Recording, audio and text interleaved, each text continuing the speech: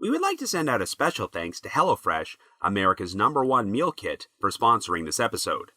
Go to hellofresh.com/50wentcold and use code 50wentcold for 50% off plus free shipping. Enjoy the episode. May 10th, 1967, Hannibal, Missouri. 13-year-old Joey Hoag, his 11-year-old brother Billy Hoag, and their 14-year-old friend Craig Dowell leave their homes to explore some caves, but never return. Even though a massive search effort is conducted of all the caves in the area, they fail to turn up any trace of the boys or any evidence of what happened to them. Over the years, there is speculation that a construction project caused Joey, Billy, and Craig to become trapped in a cave, or that they may have been abducted and murdered by an unknown third party. But the Lost Boys of Hannibal are never found. After that, the trail went cold.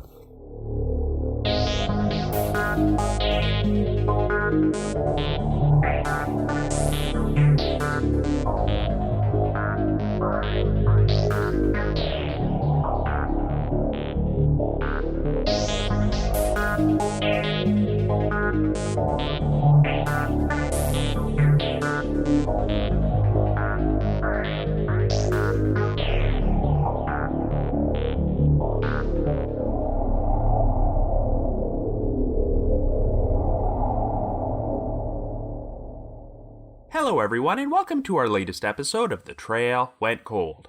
I'm your host Robin Warder, and this week, we're going to be covering a case involving 3 missing children, the 1967 disappearances of Joey Hoag, Billy Hoag, and Craig Dowell, better known as the Lost Boys of Hannibal.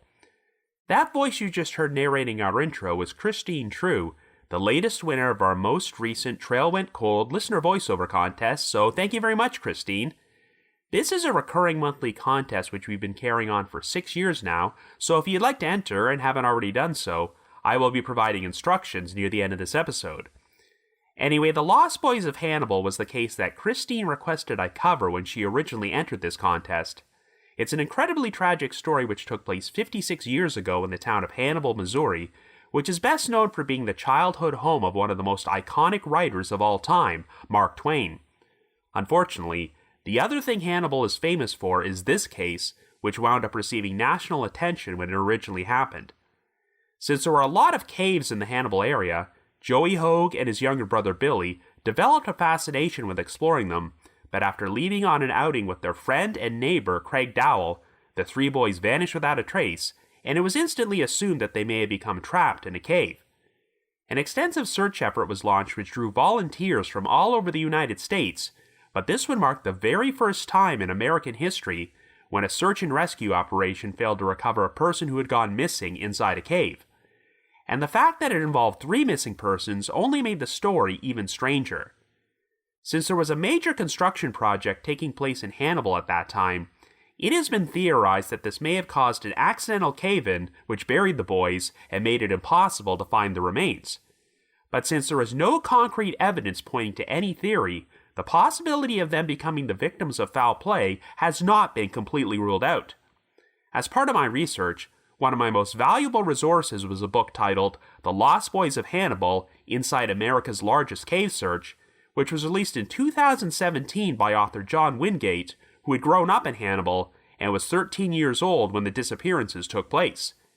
In addition, there's also an extensive long-form podcast out there titled Lost Boys of Hannibal, which is co-hosted by Chris Coders and Frankie Camboletta, who are also working on a documentary about this story. I'll go into more detail about this later on, but these sources have differing views about certain aspects of this case, including the potential involvement of an infamous serial killer. But I'll try to provide my own balanced view on this episode.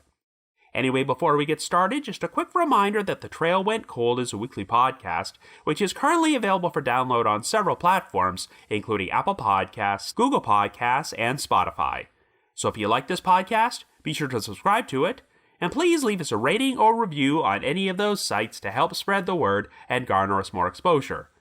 The Trail Went Cold is on Patreon, so if you would like to learn how to support the show, please visit our page at patreon.com/thetrailwentcold. For as little as $1 a month, you can garner access to exclusive rewards, including stickers and thank you cards, early access episodes, and bonus content. Also, I just wanted to announce that this coming Saturday, August the 12th, we'll be holding one of our annual Unsolved Mysteries live watch marathons, in which I screen classic segments from the show, and you can watch them and chat with myself and your fellow listeners. It's taking place at 8 p.m. Eastern Time, and if you'd like to join us, you can find the link to our screening room in our show notes, and it's also pinned to the top of our social media pages. So with all that out of the way, let us now explore the story of the Lost Boys of Hannibal.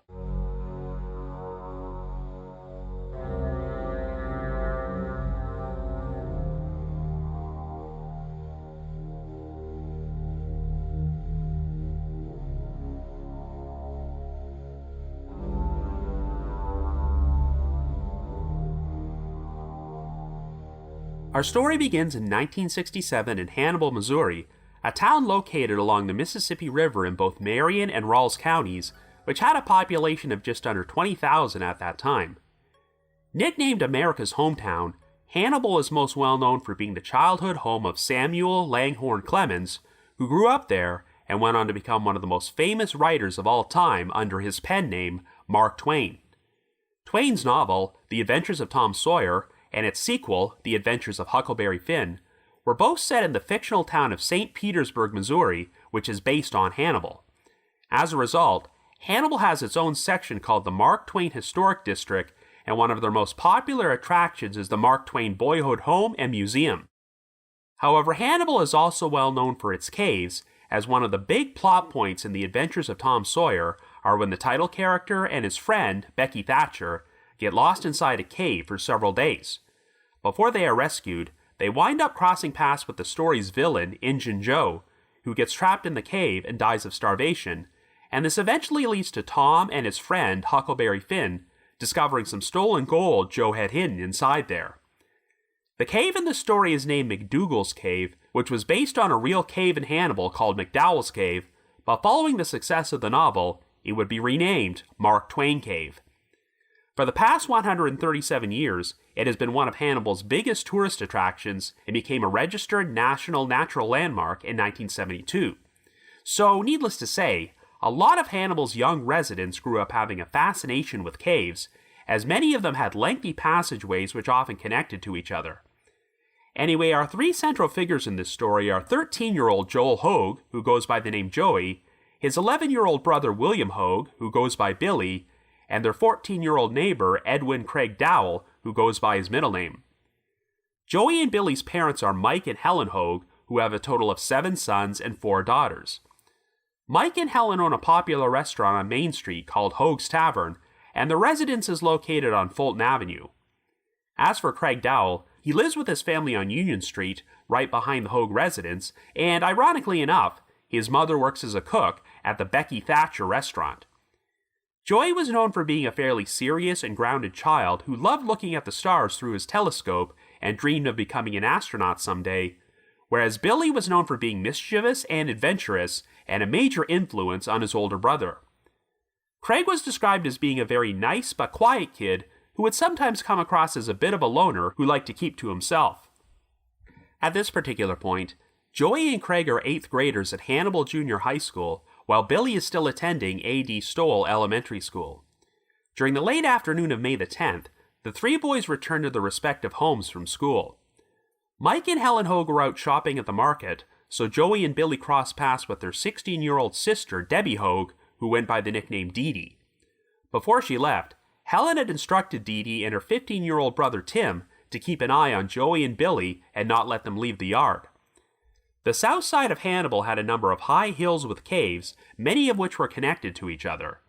At the time, a major construction project was being performed on Missouri Route 79 by the J.A. Tobin Construction Company from Kansas City. This involved the usage of large earth-moving equipment to dig through the ground, and the road crew would often set off dynamite through tons of rock. The construction work wound up creating a number of holes and a new maze of passageways that led into Hannibal's cave system, so adventurous kids from the town now had some new places to explore. One of these locations was Murphy's Cave, which had previously been sealed, but the construction wound up creating a new opening between Walnut Street and a nearby viaduct which spanned over Bear Creek. On May the 8th, Joey and Billy decided to check out Murphy's cave, but a construction worker spotted them and warned them that the area was too dangerous. Regardless, the two brothers decided to return there the following day and explore the cave, but when they went back home, they were covered in red clay. This enraged their parents, who said they were no longer allowed to leave the house without permission and ordered them to stay away from the construction zone. After the boys returned home from school on May the 10th, Dee Dee confronted Billy while he was heading outside and reminded him that he was not allowed to leave the yard. However, by the time their parents got back from the market, Billy was no longer in the yard and Joey was also gone, so it became apparent that they had snuck out. Mike and Helen told Tim to search the neighborhood for his brothers, but he could not find them. Joey and Billy were both members of the Royal Ambassadors, a youth group at Southside Christian Church, but even though a meeting was supposed to take place there that night, Tim encountered another kid who informed him that the brothers had not shown up. Even though Craig Dowell had been scheduled to attend the Royal Ambassadors meeting at the church, he also failed to show up, which was very uncharacteristic of him. It would turn out that throughout the course of the day, Joey and Billy had asked a number of kids to accompany them on an excursion to Murphy's cave after school let out. While all of these kids declined, it seemed apparent that the brothers had convinced Craig to tag along with them. Well, sure enough, a pair of teenage boys named John Janes and Lynn Strube would confirm that they had explored Murphy's cave that afternoon, and when they emerged from it, Joey, Billy, and Craig were waiting at the entrance carrying flashlights and a shovel. They chatted with the trio for a few minutes before they went their separate ways at around 4:30 p.m. John said that as he was leaving, he looked back and saw the three boys entering the cave, but there would be other reported sightings of them over the course of the next 45 minutes. At 4:40, a janitor named Thomas Breedlove was doing cleaning inside A.D. Stoll Elementary School and said that he looked out the window and saw three boys cutting across someone's lawn and heading towards the Route 79 road cut construction zone, which was located about 3 blocks south from Murphy's cave. At 5 o'clock, a motorist named Wade Woodson saw a boy matching Billy's description at the road cut construction zone near Southside Christian Church and said he was carrying a small shovel. At 5:15, Louise Kohler, a school teacher who knew all three boys personally, was certain that she saw them on a high slope which overlooked the east side of the construction zone. Around the same time, Thomas Breedlove looked out the school windows again and recalled seeing three boys standing on this same road-cut slope, which seemed to corroborate Kohler's account. But after this, there would be no more reported sightings of Joey, Billy, or Craig, and this would turn out to be the last time any of them were confirmed to be alive. Since the Hoag brothers had gone to Murphy's cave the previous day, their family figured they might have snuck out to go there again, so they went to the cave and shouted for them through the opening. But they got no response, so Helen became concerned enough to return home and report her sons missing to the Hannibal Police Department. By 6:30 p.m., the police had shown up at Murphy's cave to perform a search of it, but found nothing.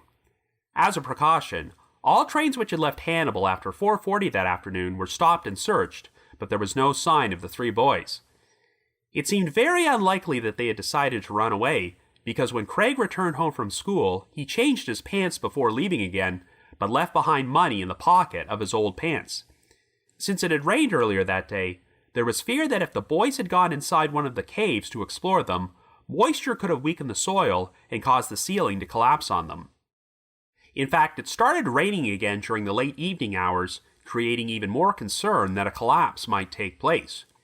As a result, an extensive search and rescue operation was launched, which involved volunteers from the area's Mark Twain Emergency Squad, who checked a number of caves throughout the town. Since the boys had gone to the road cut near Route 79, the emergency squad looked into the possibility that they may have entered one of the makeshift caves which had been caused by the construction. The road crew's work had still been ongoing at 5:15 p.m., and some dirt and rocky debris had actually been dumped into one of the holes after the boys were last seen, which blocked off the opening. The emergency squad spent the early morning hours of May the 11th digging through this debris to search the hole, but they found nothing to indicate that the boys had gone in there.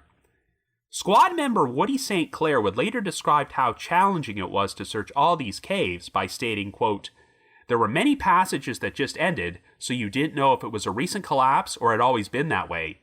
You'd have to open all of them up to be completely thorough, perhaps an impossible feat given the confines of the vast cave." End quote. The passages in some of these caves would stretch for miles, and it wasn't uncommon for searchers to check through different passageways and wind up bumping into each other later on, since they often went around in circles. Some passages were too small for an adult to squeeze through, but the searchers did wonder if the boys might have been small enough to make it into these tight spots and wind up in a location where adult rescuers could not reach them. At one point, a searcher noticed a foul odor just outside Murphy's cave.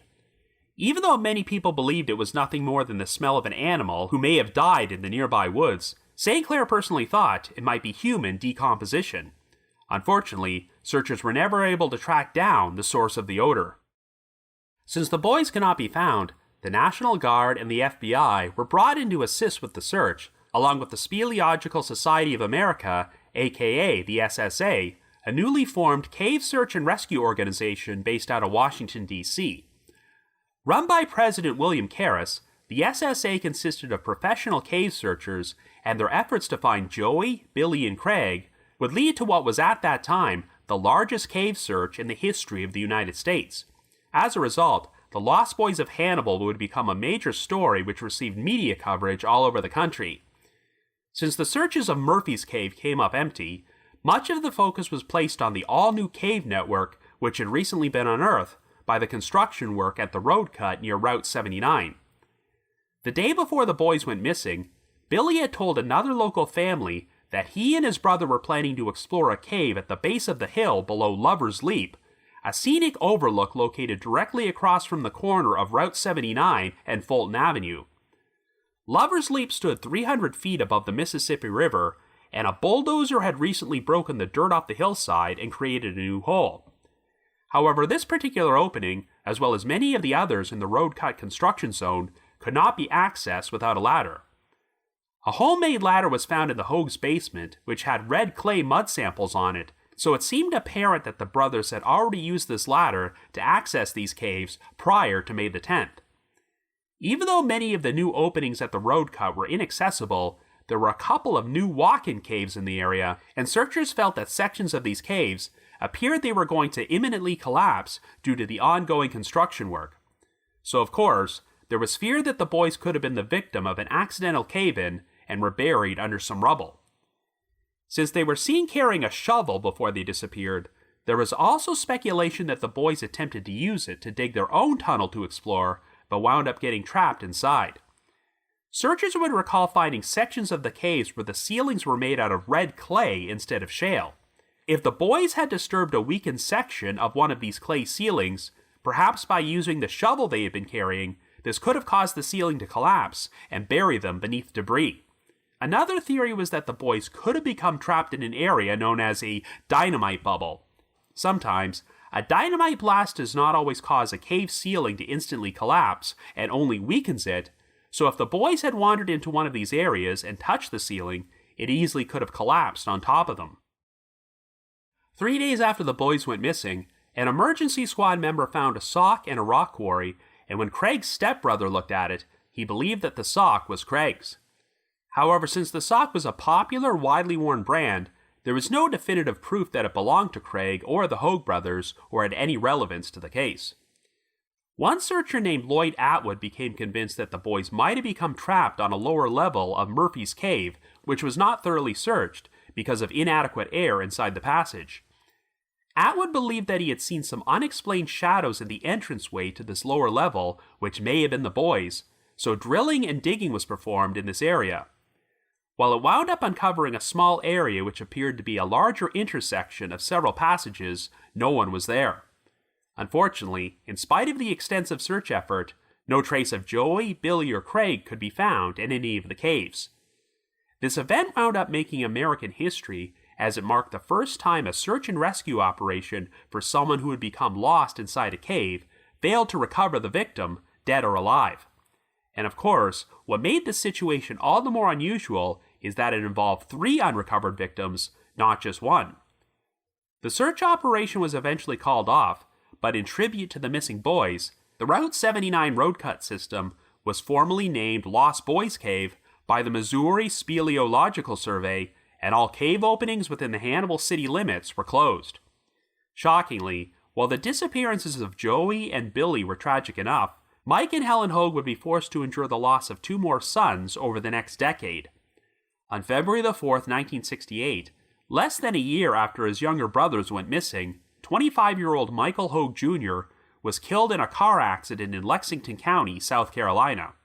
And on October the 23rd, 1976, 16-year-old Robin Hoag, who had reportedly idolized Joey and Billy, died in what was described as a quote-unquote tragic shooting. As for Michael Hoag Sr., he passed away on November the 2nd, 1989, at the age of 73.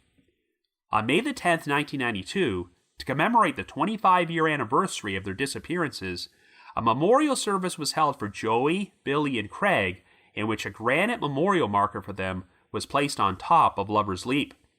By this point, both of Craig's parents were deceased, so Helen Hoag was the only surviving parent to attend the service, though she passed away 3 years later on June the 30th, 1995, at the age of 71. According to Dee Dee Hoag, her mother stayed up every night for years waiting for Billy and Joey to come home. Helen had told Dee Dee that she wished she could find out what happened to her sons before she passed away, but Dee Dee assured her that she might finally learn the truth in the afterlife. Thankfully, neither of the Hoag parents would be forced to deal with the traumatic development which occurred 5 months after Helen's death. In November of that year, the Hannibal Police Department received a tip from someone who claimed that one of Craig's relatives had told him that Mike Hoag was responsible for the boys' disappearances. The story went that the 3 boys had returned to the Hoag residence after exploring the caves, but Mike lashed out because his sons had disobeyed him. As a result, he wound up beating all 3 boys to death and burying their remains in the basement. No one really believed this story, but since the Hoag family had never been formally questioned and their residence was never searched following the boys' disappearance, the Hannibal PD still decided to look into it. By this point, the Hoags had moved out, and their former residence had new owners living there who were reluctant to allow police to perform an excavation of their basement. But since there was no evidence to support the idea that Mike had murdered the boys, investigators ultimately dismissed the story and decided that an excavation was unnecessary. In April of 2006, a construction project was taking place in Hannibal in order to build a new version of A.D. Stoll Elementary School on Route 79 when the workers wound up uncovering a small cave. It was about 50 feet long and appeared to have a man-made symbol drawn on the wall featuring a circle, line, and arrow.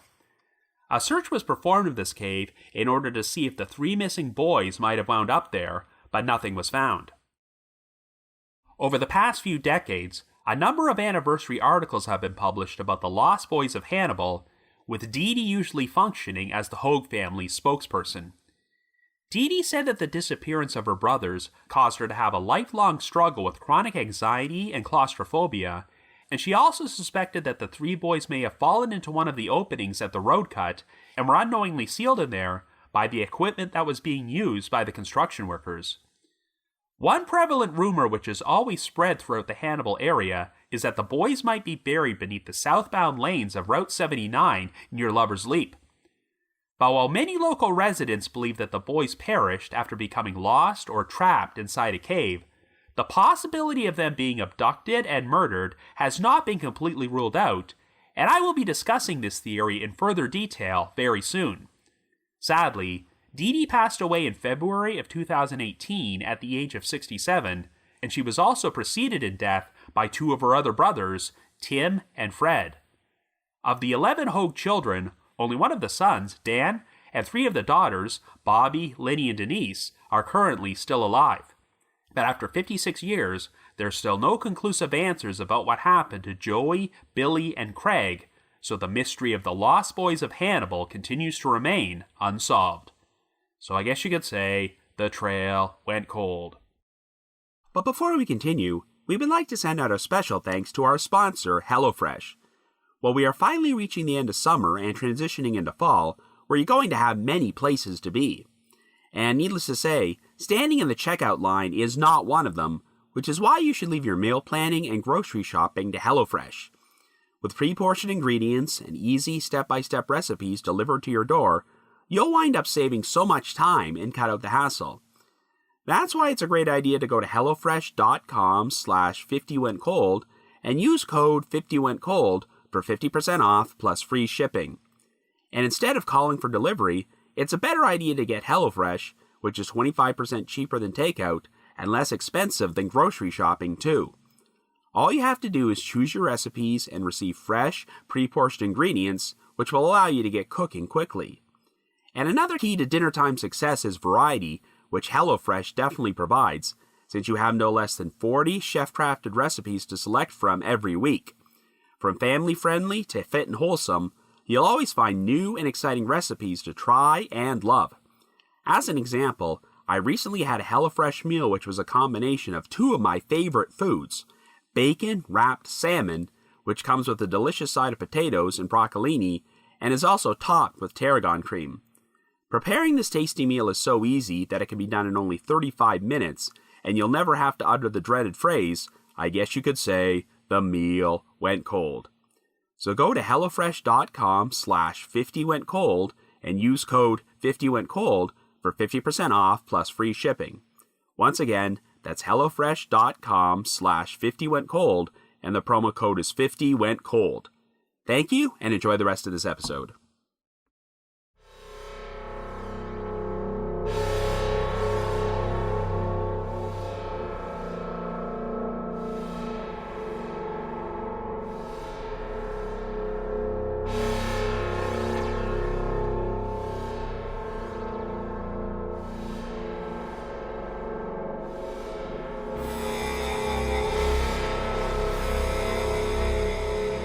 So I have to admit that when I was first introduced to the case, I automatically went the Occam's razor route and believed that the most likely solution to the mystery was that Joey Hoag, Billy Hoag, and Craig Dowell got trapped in a cave somewhere and were simply never found during the search effort. And that may very well be what happened, but you also have to look at the historical context of the situation to understand why it's so unusual.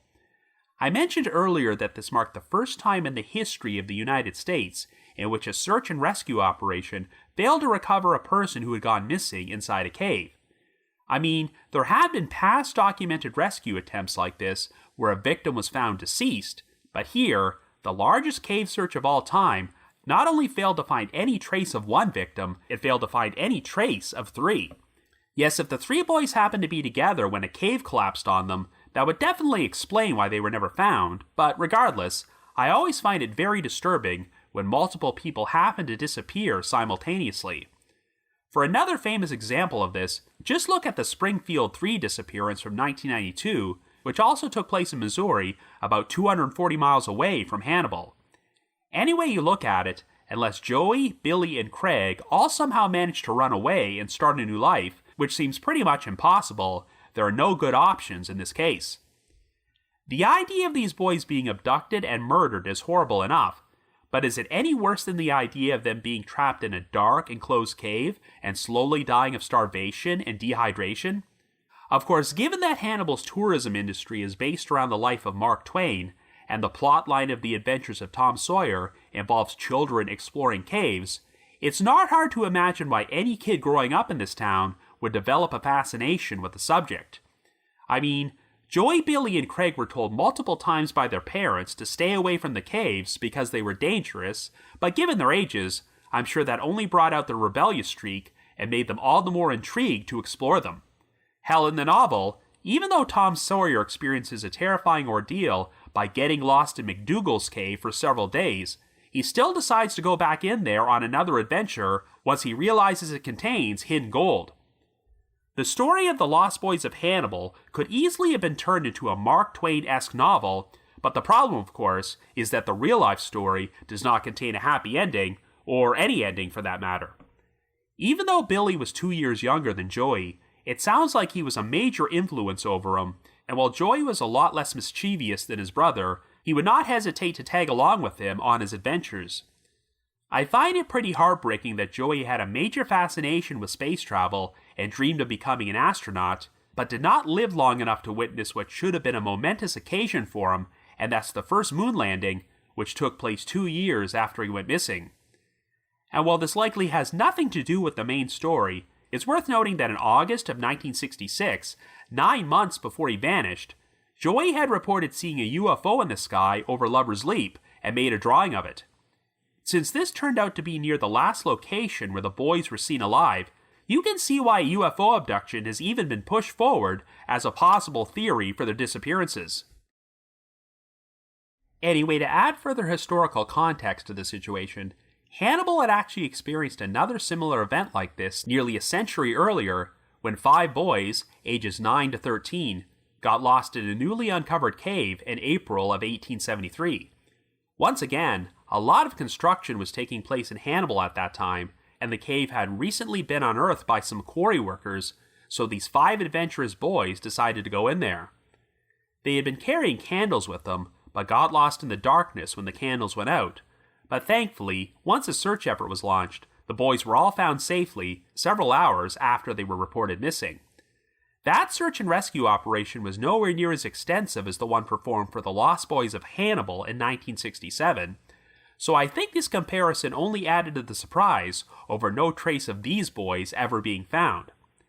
But once you go deep enough into one of these caves, it is incredibly easy to get lost.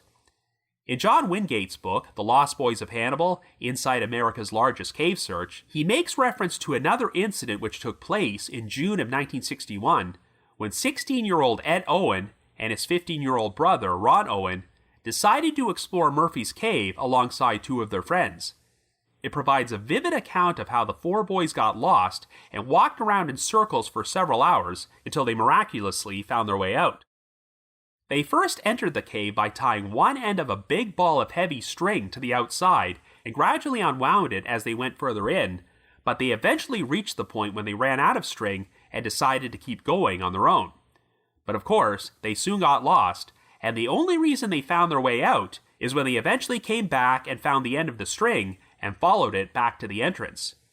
As far as I know, Joey, Billy, and Craig were not carrying any string on the afternoon they went missing, so it would have been very easy for the situation for the Owen brothers to have repeated itself. So let's look at the timeline of the day these boys went missing. We know that Joey and Billy had developed a fascination with exploring Murphy's Cave and were looking to go back there, even though their parents told them not to. At around 4:30 p.m. on May the 10th, John Janes and Lynn Strube confirmed that they crossed paths with the Hoag brothers and Craig Dowell at the entrance to Murphy's Cave and saw them enter while they were leaving. Murphy's Cave would be extensively searched after the boys went missing, and while they were not found in there, that isn't too surprising, since there were multiple eyewitness sightings of the boys after 4:30 that day. We have the janitor, Thomas Breedlove, the teacher, Louise Kohler, and the motorist, Wayne Woodson, who all reported seeing one or all 3 of the boys near the Route 79 road cut construction zone between 4:40 and 5:15. Sure, eyewitnesses in missing persons cases can often be mistaken, but these sightings all seem to corroborate each other, and Louise Kohler did know all the boys personally. So if the sightings are accurate, the boys may have only been inside Murphy's Cave for a few minutes, but then, possibly because the Hoag brothers had already been there on previous occasions, they decided to go exploring elsewhere.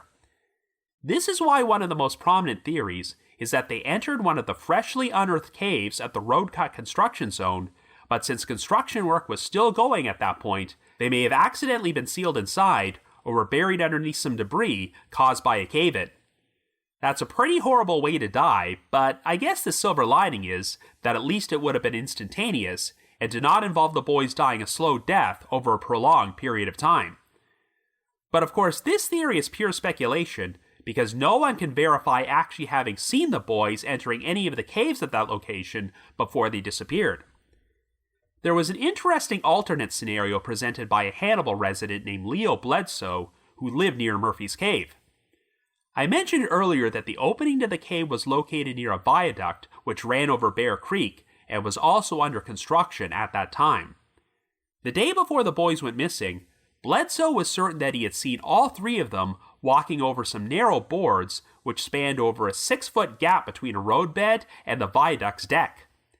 There was a 30-foot drop from these boards into some concrete forms below which had not yet been filled.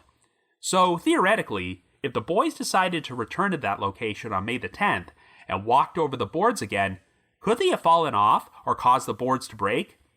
If they took a fatal 30-foot fall into the forms, Could the construction crew have later poured concrete into the forms without realizing that the boys' bodies were down there? Well, I've discussed this scenario in podcast episodes about other cases, such as the Springfield 3 disappearance, and the biggest issue with the idea of missing people being encased in concrete at large-scale construction sites is that once their bodies decompose, it would create an air pocket that severely weakened the integrity of the concrete and create a structural void, something which eventually would be noticed. Not to mention that if the J.A. Tobin Construction Company poured concrete over the bodies of 3 missing boys, they would have to be completely incompetent or orchestrating a major cover-up, but we'll talk more about that angle momentarily. But first, let's talk about the possibility that the large-scale search and rescue operation from the Speleological Society of America could have missed finding the boys in one of the caves. The SSA had only been in operation for a few years at this point, and its president, William Karras, was a fairly controversial and divisive figure. Most of the cave searchers involved in this operation would say that they shunned publicity, as their only priority was to find the missing boys, but Karras often rubbed people the wrong way by ensuring he kept himself in the spotlight. Some of the searchers found the non-stop presence of the media in Hannibal to be distracting, and felt that Karras was more focused on speaking to the press and maintaining good PR, rather than maintaining an organized search and rescue operation. In fact, one source said that he overheard Karras tell someone to get a boat and check some of the islands in the Mississippi River for the boys, but stated, quote, "If you find those little SOBs, don't tell anyone, not the police or the parents. Let me know, and I'll come and get them and make the announcement," end quote. So yes, even though many of these searchers worked day and night on no sleep and drove themselves to the point of exhaustion to find Joey, Billy, and Craig, there was some question whether Karras' constant desire for media attention prevented the search effort from being as thorough as it could have been. However, given how extensive and labyrinthian the cave system underneath Hannibal was, even the most organized search operation couldn't have possibly checked everywhere, as this would have required some massive excavations that cost millions upon millions of dollars. And if the boys did not actually get lost or trapped inside the caves to begin with, then all this discussion about Karras' competency might be a moot point. Overall, I would say that most people with first-hand knowledge of this case, including the victims' family members and residents of Hannibal at that time, believe that the most likely explanation is that Joey, Billy, and Craig died inside the caves and were never found. I mean, I've covered countless cases on this podcast in which victims went missing in a wilderness area and the original search efforts failed to find them, but then someone would stumble upon the victim's remains in the same area years after the fact, which means they were missed the first time around. If that sort of thing can happen in missing persons cases which occur in a vast open area, imagine how much more likely the scenario would be for an underground cave system. And of course, you also have to take into account that these 3 victims were kids and could possibly squeeze into small, tight areas which an adult searcher would be unable to reach.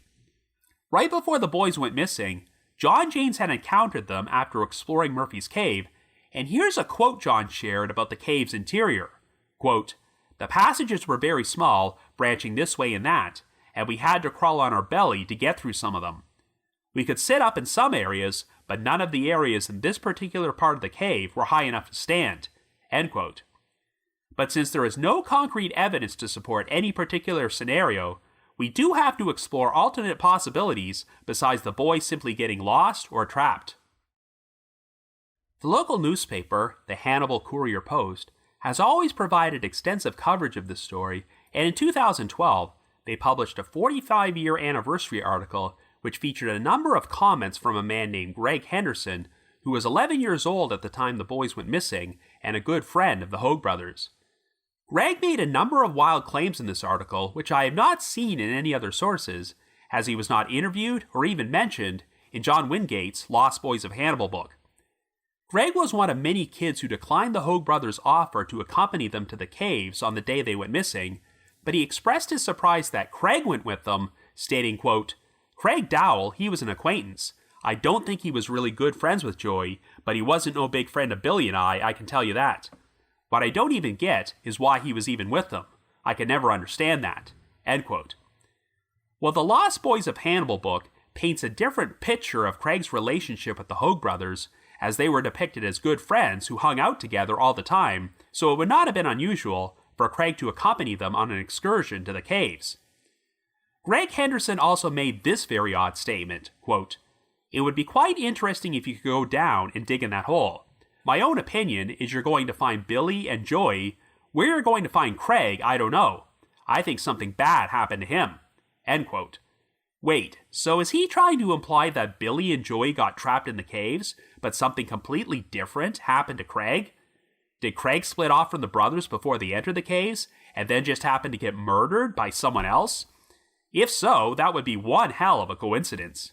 Greg also seems to put some credence into the long-running conspiracy theories that the missing boys were accidentally buried underground due to the work on the Route 79 construction project, and even worse, the people in power knew about this and tried to ensure the boys would never be found. It's been reported that the J.A. Tobin Construction Company never placed any warnings or caution tape around the makeshift holes they created with their earth-moving equipment and their dynamite, so if this played a role in the boys' death, there could have been potentially major liability issues and lawsuits. In the Courier-Post article, Greg Henderson alleges a number of things which I have never seen corroborated by any other source, such as the idea that certain people were only putting up the pretense of attempting a search for the boys. For instance, Greg stated, quote, "I know guys who went looking for them, and guys would go in far enough to sit down and wait for a while. I don't think they felt like doing it." End quote. Greg also claimed that machines which were brought in to conduct the search could go as deep as 39 feet underground, but for reasons unknown, the town mayor, Harry Musgrove, specifically told the searchers not to go any deeper than 37 feet. Greg then made this statement about Mayor Musgrove, quote, "I can't tell you for a fact why they did it. I was 11 years old and I heard it happening. I don't think he wanted to find them. If they had, what would have happened? What would have been the ramifications? I don't think a lot of that was made public." End quote. Well, given that he was only 11 years old when this took place, it's possible that Greg is sharing a lot of unsubstantiated rumors and gossip which have passed through the area over the years, even though they may not have any basis in fact. I do have to acknowledge that if you look back at the initial media coverage of this case, Mayor Musgrove does often publicly express his skepticism that the boys got trapped in the caves. Here is one quote he shared with the press, quote, "I don't feel the boys are in the cave. I think they are in some other safe place. They could be out having some fun. That's our only hope now. I'm more inclined to believe they ran away. If we keep this vigil up, the kids might never come back. You can't come back when you have 200 or 300 people looking for you." End quote. Well, that statement might have made some sense at the time Musgrove said it, but I think there's no chance the boys ran away, as no evidence was ever found to indicate that any of them were still alive past May the 10th, 1967. However, before pushing any conspiracy theories about a potential cover-up, you have to account for how large this search effort really was. People from all over the country traveled to Hannibal to offer their assistance, and I'm sure they couldn't have cared less about any potential lawsuits the town or the construction company might wind up facing. I just don't see how you could orchestrate a concerted effort to prevent all these folks from different places from finding the boys or agreeing to keep silent if they happen to stumble upon the remains. Now, I just mentioned how William Karras was criticized in some circles as being an attention hound who often seemed more preoccupied with talking to the media rather than making his best effort at finding the boys, but that's the exact reason I don't believe he ever would have gone along with a cover-up of that nature. If the boys were found alive and rescued, this would have generated so much positive publicity for Karras and the SSA, but instead, they wound up making American history by becoming the first search and rescue operation who failed to find a missing victim inside a cave. For someone who supposedly had such a large ego, I doubt that Karras would have wanted to go down in infamy like that. Don't get me wrong, I certainly don't rule out the possibility that the boys may have been killed by an accidental cave-in caused by the construction work, but if so, I doubt anyone knew this for certain, or that they made a concerted attempt to prevent the remains from being found. So now we have to explore the possibility that Joey, Billy, and Craig may have actually been the victims of foul play. For starters, I'm going to completely disregard the rumor that popped up in 1995 about all three boys being murdered by Mike Hoag inside his residence before he buried their bodies underneath the basement. Yes, the basement was technically never excavated, but there are just so many things wrong with the scenario that I can understand why the police didn't bother. I mean, yes, if the brothers had returned home that night, I'm sure their father would have been angry about them disobeying him, but not to the point of committing murder. And since he didn't live there, why would Craig have gone inside the Hoag residence to begin with? Even if you put aside the question of motive, the timeline makes this whole scenario pretty much impossible. The last confirmed sighting of the three boys was at the road cut construction zone at 5:15 p.m., but the police had already been notified about their disappearance and were performing a search of Murphy's cave by 6:30. There's no way that Mike would have been able to kill three people and bury their remains in the basement during such a narrow time frame. Not to mention that a number of other children from the Hoag family would have been in the residence when this crime supposedly occurred, yet they've all managed to remain silent for the past 6 decades, even after their parents passed away. Yeah, this whole story is completely ridiculous, and I'm glad that Mike and Helen Hoag were already deceased by the time this rumor came to light, and they didn't have to deal with the trauma of being falsely accused of the murders of their own children. No, if the three boys were victims of foul play, it likely came at the hands of an unknown third party sometime after they were last seen at the road cut construction zone. This was located right next to Route 79, so perhaps someone abducted the boys or lured them into a vehicle and managed to drive them out of the area and kill them before the search effort was even launched. With so much focus being placed on searching the caves in Hannibal, it would have been very easy to dispose of the bodies and all other evidence at another location without being noticed. While there have never been any suspects or persons of interest in this case, one individual who wound up drawing some attention was an unidentified mystery man who had been seen hanging around on Lover's Leap for several days before the boys went missing. He was described as being a white male between 30 to 50 years old, and apparently spoke to some of the local kids while he was in the area. At one point, a construction worker confronted the man and asked why he was spending so much time atop Lover's Leap, and he simply replied that he was watching the construction activity. A number of witnesses, including William Karras, also recalled seeing the mystery man after the boys went missing, and said that he usually showed up on a hill near the construction zone caves in order to watch the search effort during the early morning hours. The Lost Boys of Hannibal book says that Karras apparently made a statement that the man had planted false clues in order to waste the searchers' time, but he didn't provide any specific details about what he meant. Regardless, the man eventually left the area and was never identified. Okay, it's possible that the mystery man had nothing to do with the boys' disappearance, and he has no relevance at all. But now we're going to talk about one of the most controversial aspects of the case, and that's the suspected involvement of one of the most infamous serial killers of all time, John Wayne Gacy. I'm sure you're well aware that Gacy was arrested in December of 1978 while living in Norwood Park Township near Chicago, and it turned out he was responsible for the rape, torture, and murder of at least 33 young men and teenage boys, most of whom had their remains concealed in the crawl space of Gacy's home. And while Gacy has since been executed, there's always been speculation that he could have been responsible for additional murders, and the remains of 5 of his victims have still never been identified. At the time Joey, Billy, and Craig went missing, Gacy was living in Waterloo, Iowa, which was a 4-hour drive from Hannibal. There is no evidence that Gacy ever visited Hannibal, but following his arrest, the authorities discovered that he kept detailed records of his travels, and they showed that he once went to the town of Ladonia, Missouri in 1967, which is only about 35 miles outside Hannibal. And Gacy's mother was also living in Little Rock, Arkansas at that time, so if he ever drove there from Waterloo in order to visit her, he would have used US Route 61, which went right through Hannibal. In an odd coincidence, it would be on May the 10th, 1968, exactly 1 year after the Lost Boys of Hannibal disappeared, when Gacy was indicted on a sodomy charge for sexually assaulting a 15-year-old boy, and after serving 18 months of a 10-year prison sentence, he relocated to Illinois. Now, Gacy's first confirmed murder occurred in 1972, 5 years before this case took place, and while the youngest age of any of Gacy's confirmed victims was 14 years old, which was Craig's age, he is not known to have harmed anyone as young as Joey or Billy.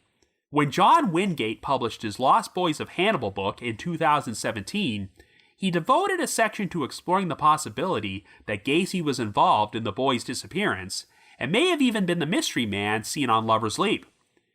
The three boys' dental records were even compared with the dentals of Gacy's unidentified victims, but none of them were a match.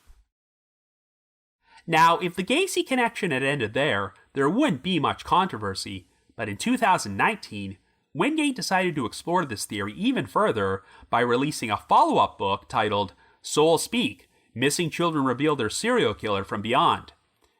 Wingate felt compelled to publish the book after being contacted by 3 separate women claiming to be psychics who all claimed they had similar visions of John Wayne Gacy offering the 3 boys a ride home near the caves before he proceeded to drive them to a nearby wooded area in order to sexually assault and murder them and bury their bodies.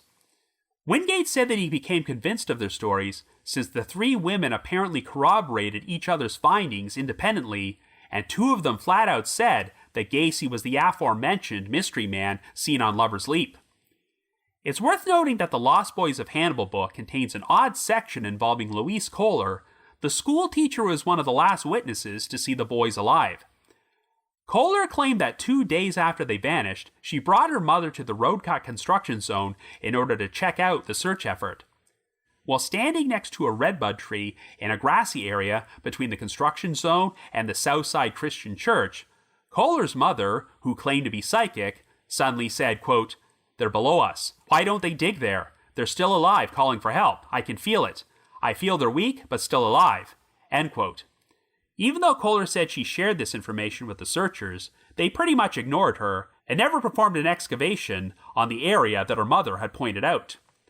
I don't know if this story has any significance, but the fact that it was included in the book would indicate to me that Wingate was already fairly open-minded about psychics even before his encounters with these 3 women. While Souls Speak and the entire John Wayne Gacy theory in general have been the subject of considerable criticism from Frankie Campoletta and Chris Coder, the co-hosts of the Lost Boys of Hannibal podcast, who accuse Wingate of hurting and lying to surviving members of the Hoag family. For his part, Wingate has denied ever lying to them and maintains that he never actively pursued this Gacy angle, as he says that all 3 of these psychics came to him, and a member of the Hoag family even put him in touch with one of them. I guess one of my main issues with this theory is that I don't see why any of the 3 boys would have accepted a ride with Gacy or climbed into his car, because they all lived only a few blocks away from where they were last seen and wouldn't have needed anyone to drive them home.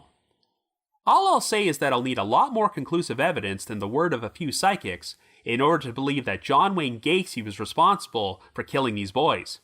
But it's worth noting that during their extensive research for their own podcast, Frankie Campoletta and Chris Coders have uncovered information about another individual whom they are looking at as a potential suspect. His name was Terry Hill, and at the time, he lived in the town of Moberly, about 70 miles southwest of Hannibal. Hill worked for the Missouri Training Center for Men and was considered to be an expert tracker at finding convicts who escaped from prison, so the authorities thought his skills might be useful for finding the 3 missing boys. And if you search through the newspaper archives, Terry Hill's arrival in Hannibal was reported in several publications. This ordinarily might not have any significance, but sometime during the mid-2000s, Hill was living in Monroe County, Missouri, and wound up being arrested and extradited to Huntsville, Texas, on child molestation charges. Specific details about these charges are not publicly known, but you can find several contemporary news articles which show that Hill was a scoutmaster for the Boy Scouts of America while he was living in Moberly during the late 1960s, so draw your own conclusions. After he arrived in Huntsville, Hill received a 15-year prison sentence for the child molestation charges and died behind bars in 2013. Of course, there is no direct evidence that Hill was involved in the disappearances of Joey, Billy, and Craig, as he lived 70 miles away from Hannibal, and there's nothing to indicate he paid a visit to the town on the day they went missing. And even if Hill was a vile child molester, that doesn't necessarily mean he was a murderer. Regardless, it's still an interesting coincidence that someone who played a public role in the search effort would wind up having their own legal issues with children decades later. Theoretically, if Hill was responsible for the disappearances, what better way to mislead the investigation than by participating in the search for them? But again, there really isn't any more evidence implicating Terry Hill than John Wayne Gacy. If Joey, Billy, and Craig were the victims of foul play, I guess it's hard to imagine only one person being involved, as it would have been difficult for them to subdue 3 boys, as Billy in particular was known for being a strong-willed kid who likely would have put up a fight. But stranger things have happened, and if the perpetrator had a gun, that could have been enough to control all 3 of them. However, if a homicide did take place, just imagine how lucky the perpetrator or perpetrators would have had to be. They wound up abducting and killing 3 adventurous boys who were known for exploring caves in a town which was full of them, and they did so right after the boys had been seen around some caves. This timing pretty much ensured that the entire investigation and search effort would revolve around the caves, and any alternate scenarios, such as abduction and murder, would not be given as much focus. So that means the perpetrator pretty much got away with the perfect crime because they managed to make 3 victims disappear without leaving any incriminating evidence behind.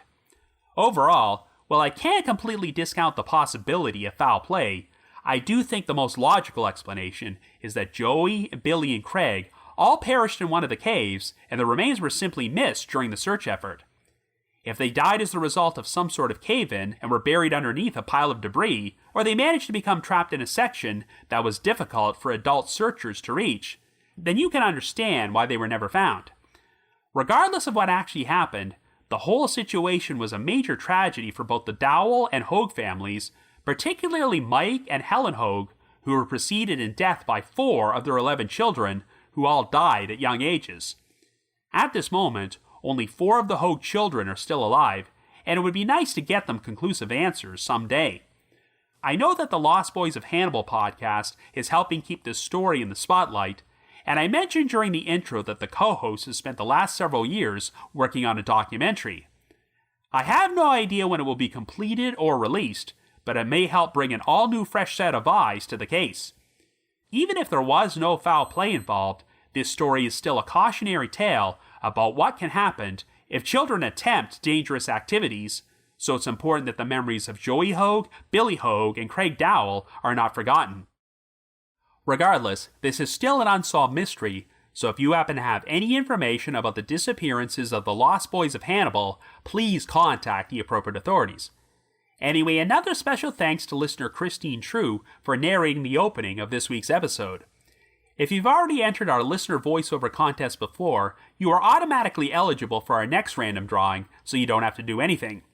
But if you would like to enter and haven't already done so, all you have to do is send me an email under the subject line, Trail Went Cold Contest, naming the one unsolved cold case you would most like to see featured on this podcast. Once again, send me an email under the subject line, Trail Went Cold Contest, to robin.warder@icloud.com.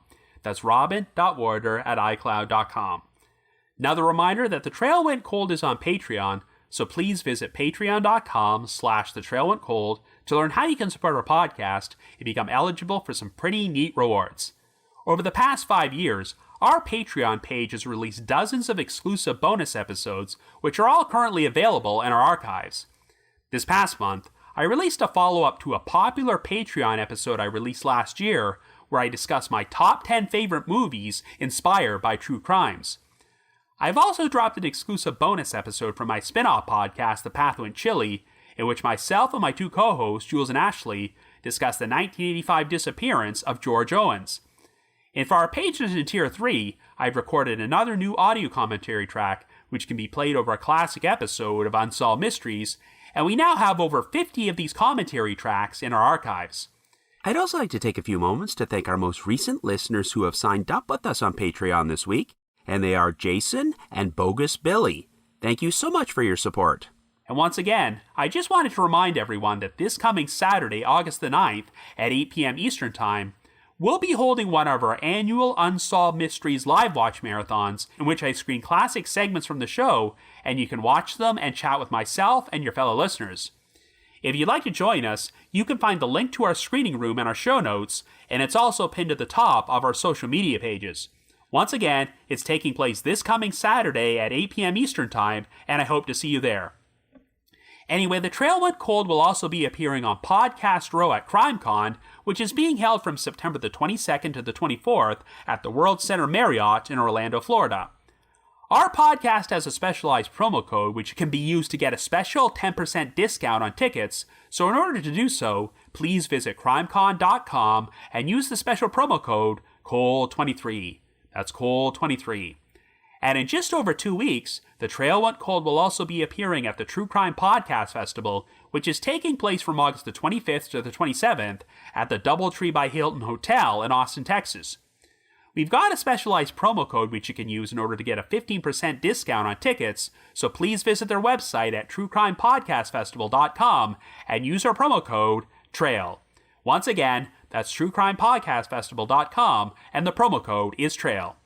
I just wanted to give another shout out to my supporters at the Unsolved Mysteries message board at the Sitcoms Online forum and the Unresolved Mysteries subreddit.